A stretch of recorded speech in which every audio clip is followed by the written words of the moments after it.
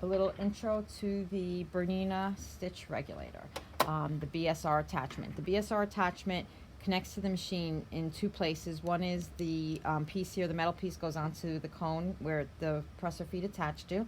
And then also secondly, the plug here goes into the back of the machine. You'll see a opening that's labeled for the BSR. If you have an older machine, that place where it plugs in might be in a different position, like underneath here, but check your manual for where yours plugs in.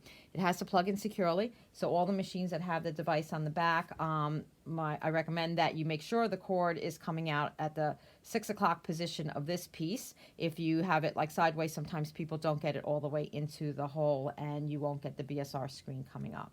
There are 3 interchangeable soles for the foot. They come on and off by squeezing the white tabs on the side, and then when you put the new one on, you line it up, pop it in until it clicks, and you're set to go. So this machine was set up with a 1D foot, 9mm plate. I'm now going to take the steps going over to the BSR use. So I'm going to disengage the dual feed and take off the foot. I am going to put the foot onto the cone and pull the lever down. Always make sure you're pulling that lever all the way down so it's securely holding the foot. And then I'm going to plug in the BSR in the back of the machine. And when I have it in all the way, my screen's going to start communicating to me so that I know that I've got it properly attached. So it's going to tell me to drop the feed dogs, which I'll do in a second. And when I close out of that, I have definitely a different screen. It says BSR. I don't have other stitch selections here, and so I'll know that it's plugged in correctly. I'm going to change the stitch plate to a straight stitch plate because I'm going to be straight stitch sewing, and I'm going to get optimum stitch quality when I minimize the needle opening. So anytime that I'm changing the stitch plates, I always advise you to drop the feed dogs down so that you're not bumping unnecessarily into the feed dogs. We need to do that anyway because we're going to be free motion quilting, so that message had come up telling us to drop the feed dogs, and I just would do that before changing the plate because it'll minimize you doing any damage to your feed dogs. New plate goes on, line up one side, push down firmly. Next step is I'm going to go over to the screen and touch the icon for stitch plates and needles, and I'm going to select the straight stitch plate, the 0mm option. So now it will not do zigzagging. So if I go back to regular sewing and I put on my 1D foot but forget about changing my plate back, then it still will protect me from breaking a needle because it will not let me do anything other than a straight stitch.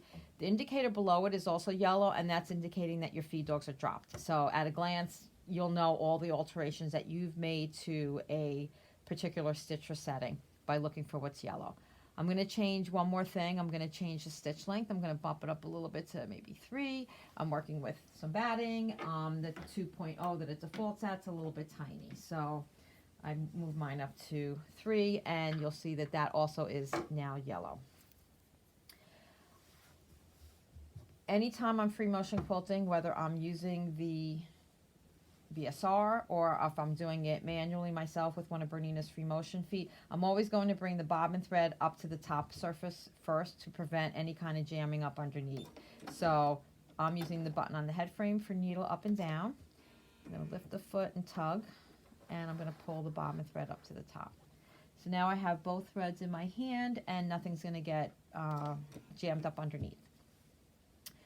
The next thing we have to talk about is the 2 modes that BSR can operate in, mode 1 and mode 2. Right now, my mode 1 is white, so that's the one that's selected, and if I switched over to 2, that's now going to be the white letter, number, I'm sorry. So what are the difference between the 2?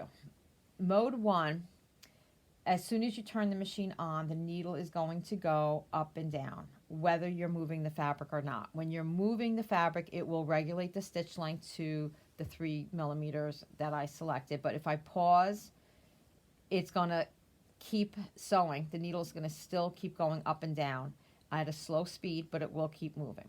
In mode 2, it only sews if you are moving the fabric. So if you pause in mode 2, the machine comes to a dead stop, and then you've got to move the fabric again to get it going. The little rhyme to remember is 1, run, 2, you. Mode 1, it runs. Whether you're moving or not, it runs. In mode 2, it only sews if you are moving the fabric. I find mode 1 smoother, which is my preference. I think a lot of people start out in mode 2 because it seems less scary, but when you get used to the fact that the needle still goes up and down, you may find that it's just a smoother feeling. There's less abrupt stops and starts. So I encourage you to try both ways. There's 2 ways to turn the BSR on. One is by the foot pedal, and one is by the on-off button here.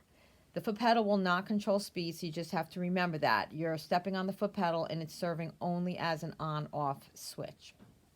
My personal preference is mode 1 and the on-off button for a couple reasons. One is when I start, because the needle goes up and down even if I'm not moving the fabric, I can barely move the fabric to get my securing stitches that I usually start out my free motion with. Also, when I am sewing with this button, operating the machine, I'm not thinking about my foot at all. So all my concentration is what's going on with my hands. So I'm going to hit this button. The red lights are going to go on the regulator, foot itself. There's a red light that's going to go on that's going to let me know that it's on. And I'm going to barely move, and that did my knot. And then I'm going to kick it into my free motion. So if I pause, the needle's still going up and down. It's okay. I don't want to do 10, 12, 15 stitches in one spot, but it's okay if it takes an extra stitch or two. And it's just a nice smooth feeling. So even if I come around and I slow down a little bit, it's slowing. If I get into sections where I feel confident about what I'm doing, I can go faster. And then I can do a couple small stitches for my securing stitch and turn it back off again by hitting that button. You can do the same thing with the foot, but just when you're starting to think, oh, it's not going fast enough or it's not going slow enough, don't think about your foot pedal. It's not going to change anything. Change the speed at which you're moving the fabric. Mode 2, when I started, the red light came on, but it's not sewing yet. The needle came up so that I can move the fabric, and now it's waiting for me to move the fabric. If I stop, it stops. And then it waits for me again to go. And it just can feel to me like a jerkier feeling. My personal preference is I'd rather have that extra stitch taken and maintain the movement of the machine for that smooth feeling. So 2 modes, 2 different ways of operating it. Foot pedal, power button, and then your mode 1 or mode 2. So play with all the different combinations, and you can fill me in on what you're having problems with, ask me questions, or you'll find the one that works the best for you.